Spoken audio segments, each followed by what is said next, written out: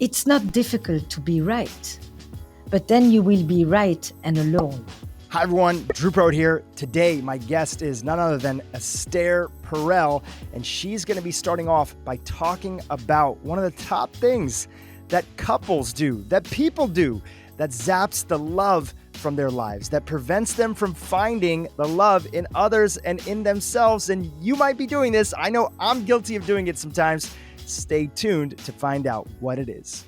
To kick off today's interview, I actually would love to talk about something that I think would be so beneficial for my audience to hear your thoughts on. And it's something that you've shared in the past that is sometimes silently, sometimes not so silently, eating away at many of the important relationships in our life today, including romantic relationships, but not only romantic relationships. And that thing is the need to be right in our relationships, needing to be right, and by default, having the need to make somebody else wrong. And again, it's not just our romantic relationships, it's something that shows up in our relationships with our kids, our coworkers, and even sometimes, especially in this increasing world of what people would deem polarization or polarized, online with people that we don't even know that well, and that deep need to be us right and them wrong. I'd love to ask you, if you could, can you help us understand where this deep need comes from and what potentially are the unintended consequences that this need could be wreaking on the most important relationships in our life? You know, I remember one of my teachers actually saying to me a sentence that has accompanied me in my work for decades now. And he said, "It's not difficult to be right, but then you will be right and alone."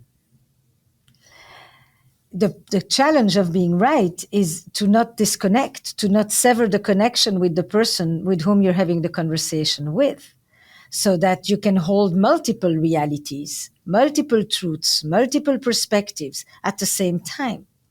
And when you are close to someone, be it your friend, your family member, your partner, and you see this is blue, and they tell you this is not blue, this is green. How can you even think that this would be blue? And you experience this as there is no room here. It must be one or the other.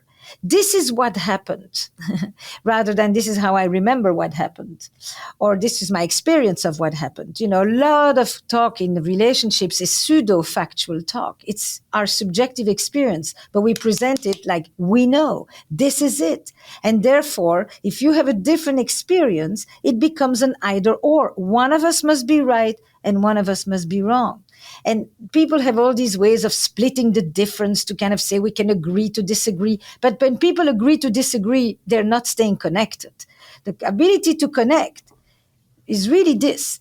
The research says that if we are describing a contentious situation, you and me, and you tell me what you experience about it, and I don't agree with it, I can listen for about 10 seconds. And after that, I start to prepare my rebuttal. So when I ask people to repeat what they have just heard, that the other person just said to them, if they have to repeat something that they can't agree with, they can't repeat it. It's much more difficult. And 10 seconds is 3 sentences. And after that, they're lost. So this is how hard it is to enter the truth, the reality of another when it jars with our own. You know, we've done so many episodes on the brain on this podcast. It previously the title was Broken Brain, and we then changed the name of the podcast. And the whole idea was that we're trying to remind people that their brain isn't broken and how to understand it better so that they could take advantage of so many things that they're looking for in their life. And many past researchers have come on this podcast and said that our prefrontal cortex, our executive function of the brain, will shut down in the face of stress or a flight or fight response. And in some way, it seems that when we can't fully listen or that part of our brain turns off, there's a momentary part of us that feels like we're about to be either attacked or we are being attacked. Do you have any thoughts on that? Yes, but I'm going to give it to you more in phenomenological language than in brain talk. Because what is my experience actually when I am attacked? Here is this person that I usually or that I used to feel sees me, gets me, understands me. And now you're saying things that make me feel like you don't get me at all. And I feel completely lonely next to you. And I feel completely disconnected from you. And I'm thinking, I can't take another moment of this. This is the phenomenology of what happens when the truths are butting heads. You know, you can do brain talk about that, but it doesn't really give you the actual experience of people. I want to shake you. I want to drill my truth into you is one response. I'll repeat it one more time, exactly the same as the time before. Why would this time succeed? Beats me. But I'll say it once more just to see if I can get in. If I can get inside of you means if I can pour my heart, my feelings, my sadness, my disappointments inside of you so that you can get it and then let me know of that. It's really extremely rich actually what happens in those moments, and it depends what if we think that it is disconnect, because there's conflict, or it's simply that we have a very different view of the story. So when I meet you, it's easier when we just meet in the beginning and I say, Dhru, what did you think of this play? What did you think of this movie? And you tell me, and I say, oh, I didn't see that at all. I saw something very different. But don't you think that this character was really terrible? And you say, no, I actually think that character was really terrible. And we are interested in each other because there's a certain distance between us still that allows me to listen to you and you to me without thinking, if he says so, what does that mean for me? How does that reflect back on me? But after a few years, or when we are in stress, for all kinds of reasons of stress, and you say, I didn't hear that at all. That's not what they said. And I'm like, how can you say that? I mean, this is exactly what he said. And on we go. And at that moment, you're right. We are in fight flight mode. But fight flight mode is actually very active, but it doesn't give you enough of the relational description. What's happening inside of me and with you and between us, that is the relational narrative. And so I speak a bit of a different language on that. No, it's a beautiful language. And that's why so many people relate to the messaging that's there. For anybody who knows, and we can all relate to this, and catches themselves in that moment where they're more committed to the right than to being in connection or in love. Is there something, I love listening to your podcast. Where should we begin? Because in those moments, you have couples actually reflect back upon each other. What did you say? What did you hear from what the person just said? And you'll call them out when you notice that there's a gap or really not listening. Like you'll say, you know what, this time, really, let's try. We're going to practice this skill. When we're not in the company of a therapist such as yourself, and we are individually there with our partner, and we catch our commitment to this need there's a moment of awareness. What's one thing that we can do to help us step out of that? So, in where should we begin? In this couple sessions, you see me help people to listen. But the listening is not just in order to hear what the other person says. It's our ability to enter the experience of the other person, even if my experience is very different. I don't think that when I went upstairs to read my book that I was leaving you stranded all alone downstairs. I just thought I went to read my book. How do I show you that I understand that in those moments you feel left out without having to agree that that's what I did to you? So that is the real challenge, right? How do I hold on to my experience while I still connect to yours? Or how do I connect to your experience without feeling that then I am subservient to mine? That dance of differentiation in couples, that is the real struggle around being right or having the truth, is the ability to see multiple truths. Your experience of this behavior is really your experience of this behavior, but that doesn't mean that that's what I did.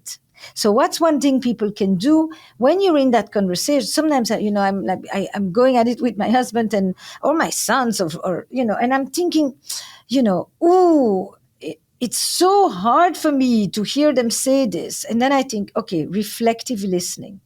Why? And everybody can do that, which is really to start with. It's a very common technique, but it's very hard. It's simple when you don't disagree. If somebody says you're beautiful, you're smart, I love spending time with you, you're such a fun person to be with, you don't have a problem saying, what I'm hearing you say is that you think I'm really smart and you love spending time with me, flows very easily. But if you're saying, you abandoned me, you left me stranded there, you don't pay attention to me, you don't really care about and I have to repeat that, and I don't see myself in anything that you've just said, that is really challenging. So what I'm hearing you say is that when I go to read my book, it leaves you feeling very left out. Is this it? Do I get it? Yes. Tell me more. Well, because the last 3 times you went to read your book, you never came back down and you stayed there in your attic for 3 hours in a row. And what am I supposed to do here? I thought we were going to do something together. It's Sunday. What I'm hearing you say is that I stayed very long and I want to start to argue. No, it wasn't 3 hours. I never stayed 3 hours in my attic. It only was 1 hour. But instead I have to say it felt to you, or it was 3 hours. You say it was 3 hours, and that I completely let go of the plans that we were going to spend time together. And that ability to enter the view, the world, the inner world of the other, and still think, I'm only repeating, that doesn't mean I agree or I accept. That is not my experience of the same thing. But I can enter your world for a moment. That is the exercise. I want to share a story from you of one of the moments. I had an aha moment when you were speaking, and this was another event in Los Angeles at also a summit event. And you had been brought back on stage as an encore, as you often are at different events that you're in. And you played a beautiful game with the audience. And the game was really centered around this theme of creating dialogue and vulnerability. And you you stated a series of statements, and you told the audience, after I repeat any of these statements, if you can affirm or relate to this, please stand up. And it was a very visual thing because the audience was full. The room had almost 3,000, 4,000 people inside of it. And it was a very powerful thing. So you went on to talk about different statements that were there. But one of the statements that especially I think about in the context of this interview that you shared was, you said, stand up if you personally know a couple, not somebody you've seen in the movies or in some fairy tale or in the magazines, but stand up if you personally know a couple that would be an example of a role model or an inspiration of what you would like in a relationship. Mm-hmm. And this room, just to set the stage for the audience, was filled with some of the most highest achieving individuals. You had artists, you had activists, you had billionaires, so many people that were there. And I don't have an exact count, but I would estimate that less than probably 10 to 8% of the audience stood up. And there was this deep silence as everybody looked around, both the people that were standing and that were sitting. And this recognition of this is something that so many people are struggling with, which is the idea of many of us have not had role models in our life. And if you don't have a role model, this sense of recognition of everybody is trying their best in relationships with what they know, with where they are. As you were just sharing about how to take on somebody's perspective, but not discount your own, that to me reminds me of this idea that is quite hard for people because they haven't had much of that role modeling in their life. How can somebody who's listening here take the steps in the right direction to find those role models? And is that necessary to make progress in their relationships? It's a beautiful question. So here's the thing that's so interesting, right? If you and I disagree about what the actor said in the movie, I don't have a problem, let's say, repeating what you have to say, entering your experience, seeing it through your eyes, crossing the bridge on the other side. But if it's about something about me, then it's much more difficult. So that's one distinction that's very important, is that for some people inside their, be it with their friends, their parents, or their colleagues or their romantic partners, are able to hold dualities, multiple truths, different narratives, as long as it's not about themselves. And then the question is, why can some of us easily do this with friends? If I had asked the room to stand up, if they have role models about friendship, they would. Many of them would stand up. What's striking is that people have role models when they think about art, when they think about entrepreneurship, when they think about research and science, when they think about friendship, but they don't have many when they think about romantic love. And even if they see their their parents as role models, then they say, but it was a different model. They did very well. They had a very good relationship, but within the model that suited them, and it's not what I am looking for today. So that's that's an important nuance in there too. What makes it so difficult? What makes it so difficult? I've written 2 books about that, and I probably will write another one, because it's not one simple answer. Why is the simple experience of love between 2 people so complicated, and it can degrade so easily in so many multiple ways? And a part of it has to do with what I long for from my partner. How can this person who is supposed to know me so well, so clueless about what I'm feeling? I never can feel as lonely and as alone as in the presence of someone who should be making me feel less alone and isn't. If I feel alone next to a colleague, I feel alone next to a colleague. I don't expect the colleague to take care of my existential aloneness, to make me feel like I matter so much. A little bit, but not to that degree. But if you are my partner and I next to you feel like I don't matter, it's crushing. It's unbearable. I'd rather be alone without you than alone next to you. So what changes is the expectation. And the expectations of our romantic partners have kept climbing and climbing and climbing. We've never expected more from one person than we do today. It's unprecedented. And the more we expect, and the bigger the disillusionment. Because in the past, we were diversified. My parents, your parents, they diversified. This they spoke with their partner. This they never bothered talking to their husband or wife about. They talked to their brother or their best friends, or their doctor. They didn't think that they had to share all of that with one person. We do.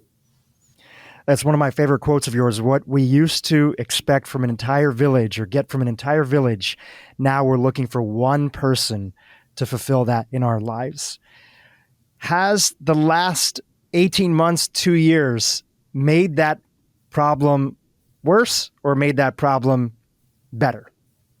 Or some combination of the two? I would say that I would say it like this: disasters, big crises are always relationship accelerators.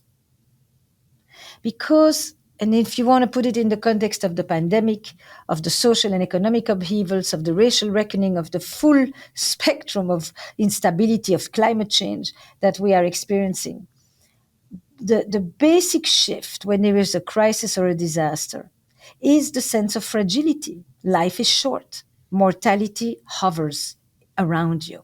And when life is short, it creates an instant reprioritization. What matters? What can I let go of? If life is short, you say, what am I waiting for? I got to get moving. Let's move in, let's have a child, let's get married, let's move countries, whatever it is that we've been waiting to do, that we want to do. And on the other side, it's I've waited long enough. I'm done with this relationship. I'm done with this job. I'm done with this place that I'm living in. I've waited long enough. So it's beginnings and endings. And when you look at adaptability, I just am running this whole conference for coaches and therapists on the great adaptation of this moment. Like, how do we stay grounded when the ground is moving? And I asked few thousand people to give us images of how they connect to the title, their own experience of coping, hoping, grounding themselves. And basically, adaptation in relationships and in life in this last 18 months went in two directions. People who sought calm and people who sought movement.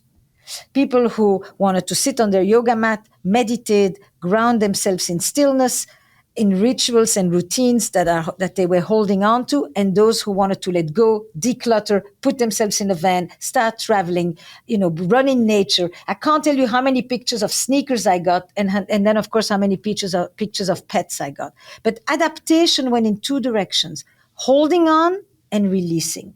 This is what happens in the relationships.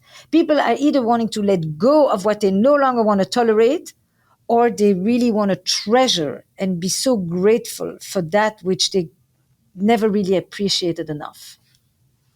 I want to... Does that make sense? Absolutely. It absolutely makes sense. And I can see that I can see those themes in life. It's like people often ask, are things getting better and worse? But it's the accelerator of what those circumstances are doing for where you already were. What direction were you leaning in? And you're going to be taken in one step, either closer towards that direction or away from that, depending on your perspective. And what happens if you have in a relationship one of each? Now we go back to the who's right. Because this was one of the major stressors in couples, is that you had one person who wanted to adapt by doing this, and that you had the other person who wanted to adapt by, moving out, moving faster, and movement itself. Movement because it's the way to not freeze in the body, and if you don't freeze in the body, you feel like you are able to take on the stress. It de-stresses you. I don't have to tell you, these things scientifically way better than me. But it's really those who calm themselves by grounding, by breathing, by meditating, by doing yoga, by reading, and then those who ground themselves by going and just taking a run for a few hours, or a hike, or a bike tour, or whatever it was. But it meant the body had to be in motion in order for them to feel calmer. I want to come back to the first question and this idea of needing to be right. You say that when... Which one are you? Are you one of those? The person who needs to be right? Yeah. Are you one who says... Are you... actually, I could go with your question, but I have something I would love to describe. No, please. Prompt. I'm willing. I'm an open book. I'm happy to jump in. No, because when I asked you, are you a person who stands your ground? Or are you a person who likes to be right, or who needs to be right, or who needs to be affirmed when you believe you are right? There are different variations here. Or are you a person who you'll submit? You'll basically say, okay, it doesn't really matter. Or, you surrender, you let go, you release it. It goes together with the fact that I think in many relationships, and this is really to your question about who's right and how we deal, you will often find that there is one person who is more afraid of losing the other and is more in touch with the fear of abandonment, and one person who is more afraid with the fear of losing themselves and the fear of suffocation. And the person who is more afraid of losing themselves is often the person who also will hold ground when they think they're right. The person who doesn't want to lose the other is more likely to just say whatever, or okay, or doesn't tell you what they think, what they feel, what they need, because you're going to decide anyway. And in order not to lose you, you should have what you want. I think I've been both of those people at different times in my life. Right. And I think sometimes you're with a partner that maybe one of them comes up. And I think there's another time with a partner where another aspect comes up. That's right. And that's right. That's super important to say to all the people that listen, is that we are contextual. We're not just one thing. The relationship will make us be a certain way, and we will make the relationship be a certain way. It's not just we are either this or that. Yep. Yes. And to see, especially if you identify as one or the other, but to see the hypocrisy inside of you when it shows up, to be able to notice it and to say, wow, this is something that I typically don't like in somebody else, but I'm acting this way. Let me just own that and just appreciate that for a moment. Mm-hmm. Or the other side. And so I've played both sides of it. And like many beautiful things in life, so much of our growth comes from suffering. And having suffered so much in the past with relationships, there was a deep need and desire to want to understand it and to learn from people like yourself. And having, with my wife right now, I got married in August of this year, I think since the last time I've seen you. Yeah. Also having a partner that has the commitment along with me to want to go and explore these things and see our patterns and to talk about them together and to practice being in love together. So I've been on both sides of the spectrum. And having been on both sides of the spectrum, for this question I'm going to ask you, I often see that when we are stuck in the need to be right, and I've been there myself, just so everybody understands, and I think a lot of people can relate, on the surface, when we fight with our partner, it looks like something new each time. Every time we fight, it looks like something new. It's a new topic. Or if there are themes, it could be how that theme plays out, like cleanliness or whatever it might be. You know, we often see it as like we're fighting about new topics each time. But I've heard you say that really it's not so much the thing that we're fighting about. If we go deeper, it's how we fight and how we communicate about those topics. In fact, there's often these core pillars that all fights end up coming back to. Can you talk about what those pillars are? I've heard you talk about three of them, three of the core pillars, right, and why they continue to show up in our relationship, even though it looks like we're fighting about something new. Right. No, you don't. Most people basically fight over the same thing that they discovered on day 2 of their relationship. And that is the big seduction, is to get seduced by thinking that it's the money, or it's the cleanliness, or it's the in-laws, or it's the children. It's not the topic. So what is it? And this is really from the research of Howard Markman. This is not my original work at all. And he has more than 3, but there are 3 that I like to highlight. And so the first thing he says is that the underlying themes, what are people really fighting about when they're fighting about this? And you can look at this with your wife, take 3 topics that you fight about, and then tell me, do you fight about power and control? As in, who makes the decisions? Whose priorities matter more? Who has to relinquish? That's the word I was looking for. Who relinquishes to the other? Is it about power and control? So it's not who decided what we do with the laundry. It's the fact that there is a perception that there's one person who always makes those decisions and has the power to impose it on the other person. Because you will see the same thing will be said for the laundry and for the money and for the children and so on. Number 2, are you fighting about care and closeness, as in trust? Can I count on you? Do you think about me when you make a decision? Am I part of the picture? Do you have my back? That's the care and the closeness. And number 3, do you fight over respect and recognition? Meaning you don't value me. You don't value my opinion. I don't feel recognized, seen, honored, taken into in that sense. And those are basically the 3 primary underlying dynamics that people really fight about when they are fighting about what they think are their preferred topics. Where do you see in attraction in relationship, in romantic relationship, you often will find that your partner is, there's a polarity that's there. You have one particular preference and tendency, and we tend to attract somebody that not opposite, but just different from us. So do you notice that when it comes to these core areas of what couples in this context fight about regularly, do you tend to notice that one person is more in one area and another person is in another area? Is one person more tied up in power? Give me an example. Example is one partner, the themes of, I guess to set up the example or to set up the question is that when we are looking to identify that both in ourselves and in our partner to better understand them, are we often looking that theirs would be different than ours, right? Our primary areas that matter to us, like we fight more about control or power matters Yes. more to us, and somebody else, it's more about respect. Is there usually that our partner is different than us? Sometimes one person is really upset about the fact that you made a decision and you didn't ask me. It's not really the fact what decision you made. It's the fact that you don't ask me. You just make these unilateral decisions and I feel excluded. Now, if I feel excluded, then we're talking about care and closeness. If I feel not respected, then we're talking about respect and recognition. If I feel like, why should you have to be the one to make that decision? Then we are in the power and control. You have to listen to the full text.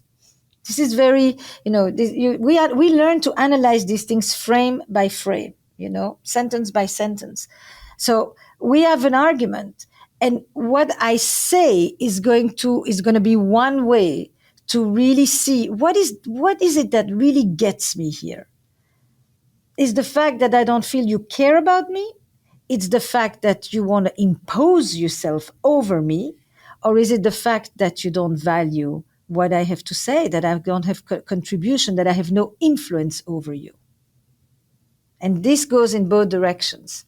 So, and it changes sometimes on the issue, but fundamentally you will hear, like you say, that, if I can see a person over a period and I hear them repeat typically, you don't care about me. You don't really think about me. You don't include me.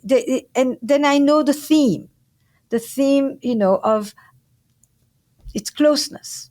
I'm not in the picture for you on a closeness matter, but it has nothing to do with if you think I'm smart, or if you value my opinion, or if you think I'm competent, or if you think I'm contributing to the household. This is not what we're fighting about. Fighting about the fact that I have and now it becomes a pre-existing assumption. Before anything even happens, I live with the idea that fundamentally you don't really care about me. And maybe I think like that because fundamentally I felt uncared for before that by other people who I was hoping would take care of me. And so now we begin to have themes of our own personal lives that amplify this and resonate this. And listen, Dhru, this is one model for thinking about this. Other colleagues in the field have other ways of interpreting those same dynamics. This is the beauty of relational work and mental health, is that there is not a one size fits all, and there isn't a one view that can capture the whole thing. On the path of inquiry, what are some questions? You're so recognized for your ability to ask, I won't even say the right question, just the question that takes things deeper and provides the context for connection. That's what the new game is all about, which is beautiful, by the way. I have some more questions about the new game and want to talk about that. In that moment when we are trying to identify and support our partner, that this thing that we keep on fighting about, there's something deeper that's there.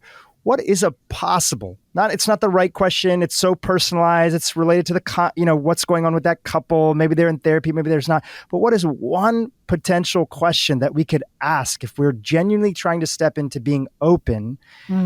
We can ask our partner that allows for the opportunity to step into their perspective and understanding them a little bit deeper. I love this question because I love questions. Because I think that a good question opens up a whole universe. So when people come the first time to me, I rarely ask them, what's the problem? What are you fighting about? None of this is important to me.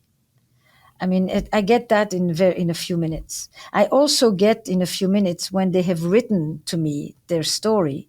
And then when they come and they basically are telling me the same story with the same words, then I know they're stuck.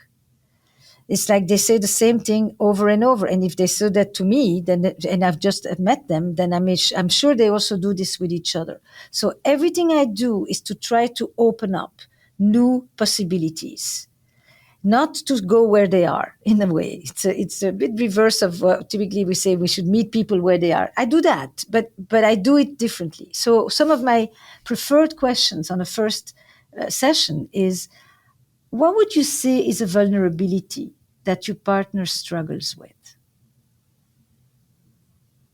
So if you think of your wife, what's a vulnerability that you would say she struggles with? Pick one, simple one. Yeah. A vulnerability that my wife struggles with is trusting her gut and letting go of the opinions or the expectations of what she would deem society might have for her. Right. And then the next question would be, so we would stay there and I would ask you to elaborate on that a bit and stuff. And because what I'm checking now, of course, you're coming in because you're fighting, but I don't need to know that you're fighting more. I want to know, what is your empathic capability with each other despite the fighting? How are you at getting each other? And then I would say, and how have you been? What role have you played in the way that she deals with that vulnerability? And then I would find out if you've been helpful, if you've been critical, if you've continuously tried to tell her how she shouldn't she shouldn't think about anybody else's opinion, but de facto she needs to think about your opinion because you're telling her, right? So that's a question. What's one of the vulnerabilities that your partner grapples with? And it's beautiful when somebody in the midst of all of the noise tells you, well, one of the things that that challenges him, or that is, and then they say something that is so human about the other person. The second one that I really love is, what would you say is one thing, you who know yourself very well, what would you say is something that makes it hard to live with you? And that's a question about what self-awareness do you have? Give me some inkling into your own relational self-awareness. You know, I can be bossy and I can have mood swings and I can shut down and I can stonewall and I can explode on the tip of, and tell me more about that. And what do you think that has as an effect on your partner? So this is the reverse question, is because people often know themselves well internally, but that doesn't mean that they know themselves well interpersonally. Right? What is the effect of what happens inside of you on the people who are right next to you? So that's a second one I really like. And then a third one that I love to ask is,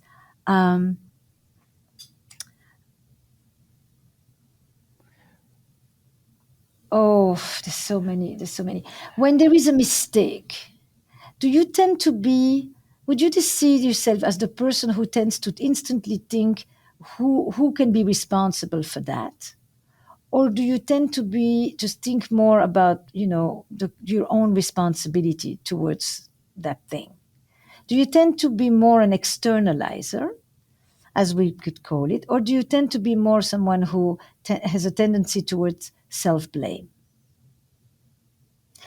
We all need security and adventure in life. We all need to feel safe, and we also all need to feel that we can be curious and exploratory, etc. Would you say that coming out of your childhood, you were a person who was more in need for safety and security and protection? Or would you say that you were a person who was more in need for space and adventure and freedom? Yeah, for me, it would have been space, adventure, freedom. So these are some of I have probably 30, 40 of them, but those are the ones that come up to my mind today as opening questions that people can ask each other, no less. And so in the context of one of those questions, you were presenting it as if you're asking me as like a therapist or somebody that's external from my relationship. You can do this with each other. So you could do it with each other. And on the topic of you asking me like, what could be difficult, somebody living with me, right? Yeah. And somebody responding. Yeah. So somebody could go to their partner and say, hey, sweetie, hey, babe, what do you think is what could be one of the most challenging things being in a relationship with me? Could they phrase it that way? Or living with me? No, I think it is more interesting for you to answer about yourself. Okay, so you would, if you're having a dialogue with your partner, I was thinking, we often are very good at knowing what is the primary complaint of the other. That's another question I often ask is what is the primary complaint your partner has about you? Do you see some truth to it? And what's one thing that you could do that could shift this thing? But that keeps it in this direction. I'm also interested in your saying, we all the time are very quick at knowing what we don't like in the other and what the other doesn't like in us. But I was thinking, a little bit of self awareness could go a long way. And I heard this woman, she said, why don't you ask the question in this direction? What is something that I know about myself, knowing myself as well as I do, that makes it hard to live with me? And each of us talks about ourselves. And how do I think that knowing this, and how does this affect us? So instead of asking the other person what makes it hard to live with me, I'm telling the other person, I know what makes it hard to live with me, and I know what it does to you. I It's think the that reverse. secondary question, which is not only what makes it challenging, but what is the impact on you? That's We right. often think that we know the impact on our partner, on our coworker, our friend, when I'm being a particular way. Doesn't mean But that I agree with sometimes them. we do. Sometimes we do, but our partner doesn't think we do because they feel like they've been trying to tell us, I hate when you do this, and we are so justifying ourselves that we don't tell them. I know that that's annoying. I know that when I do this, you left wondering what the hell, But if I tell you that I know the effect I have on you and I happen to hit it right, then you are left feeling like he knows me. He knows what's going on here. He actually gets it. I don't have to repeat it one more time. He knows. Now, what can we do becomes the next level, but he gets it. I feel understood. I feel seen by my partner. I don't feel like we're in two completely separate realities.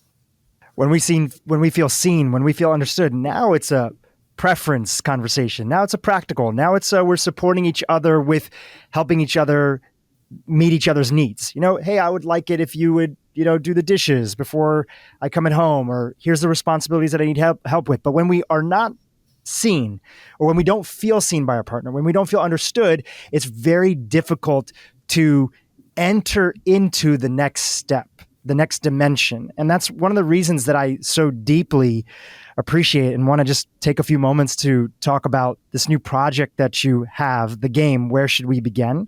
First of all, it's beautiful. It's beautifully designed. And, you call this game a game of stories with the goal is it's intended to design a sense of playfulness, storytelling, and really often just this theme that we were talking about, connection and understanding. Now, I texted a mutual friend of ours who was somebody who was a collaborator with you on the project, helping out with it. And I said, I'm going to be talking to Esther. And do you feel like there is a favorite card that she has in the game, or some story that might be a prompt for the interview? And he said, Esther loves to share the stories of other people rather than necessarily focus on herself. So in the spirit of the project and the card game, is there a story that might come to mind of you seeing other people answering one of the prompts inside of there, and how that created a deeper sense of connection and understanding in their exploration? And feel free to take the question in any way you want to. Right. So I will give you a few of the questions, and then I'll tell you one of the beautiful letters I received recently. And then I want to tell you something about a polarity between you and your wife that just struck me. Please. I thought, where should we begin? The game of stories basically follows the same idea as the podcast, Where Should We Begin? Is that we often connect through stories. Stories are bridges to other people. We tell our relationship through stories. And sometimes we tell them better when we are playing, because there's a container. Playing is a ritual. Playing allows us to take risks. Playing gives us permission to tell the stories that we don't usually tell. And so some of the prompts of the stories have to do with a rule that I secretly love to break, my most irrational fear, if I could change something about the way I was raised, a phone number I need to delete, I can't believe I got away with. I have a friend who is now sending me one card per day from Europe. And the card he chose yesterday was an event that profoundly changed my life that nobody or very few people know about. And it was about how he survived a fire with a dear friend, but the friend who he took out of the fire did not make it. And I know this guy for 50 years, and I did not know this story. You know, or if I quit my job, I would be a text message I fantasize sending. I've never shared the whole story about the time that, and it goes on like this. And so I get this letter from a woman that I don't know. She just connected with me on DM, and she says, I took this game to an important work event where I was with a whole group of other artists and creators, and I thought this will help us kind of get to know each other. And I had a whole bunch of skeptics and cynics around me, and nobody really wanted to do this. But I held my ground, and I said, come on, people, let's do it. And I went with the person who sat next to me, and I asked him this question. She didn't tell me which one was the prompt card, interestingly.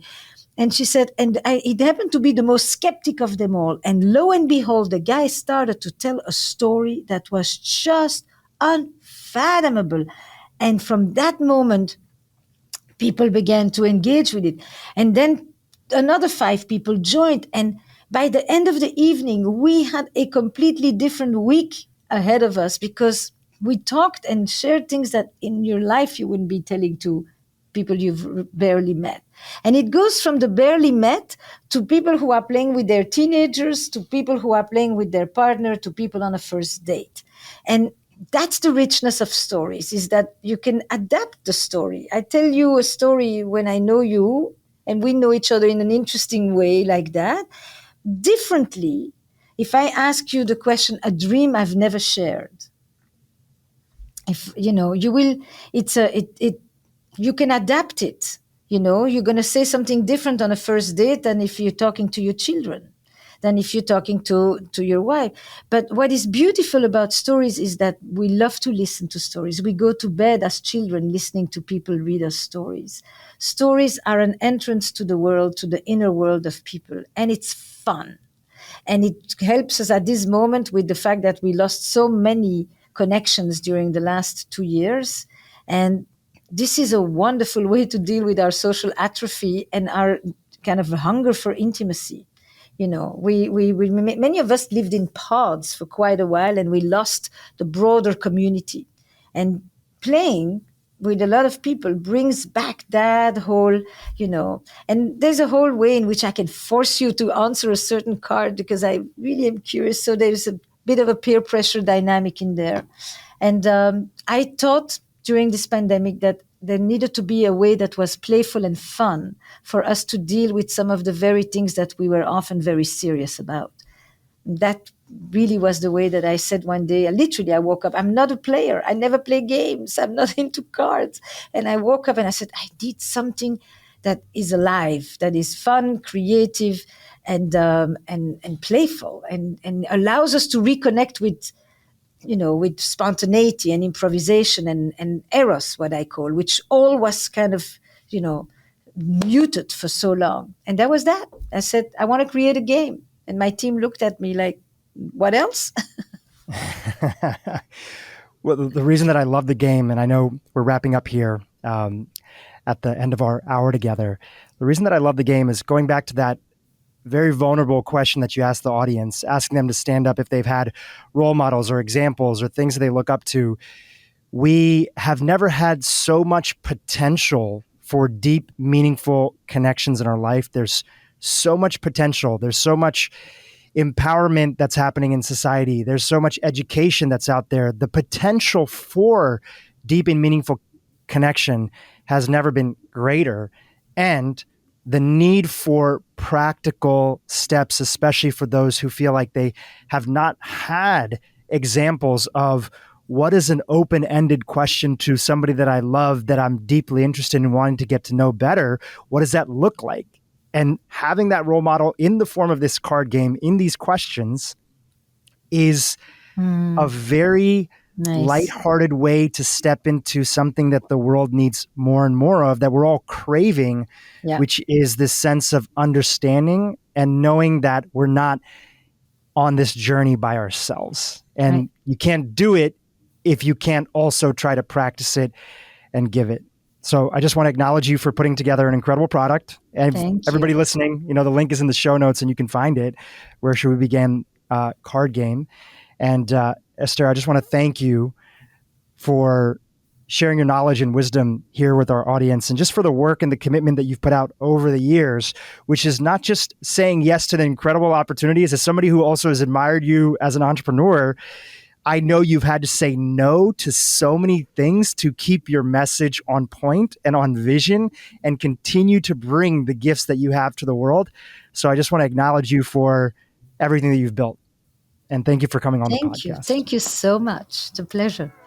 Hi, YouTube. If you enjoyed this interview with my dear friend Esther Perel, you're going to love this interview with Dr. Gabor Mate on how to destroy bad habits by getting to the root of addiction. How to create change on a social level, that's a whole other discussion. But I think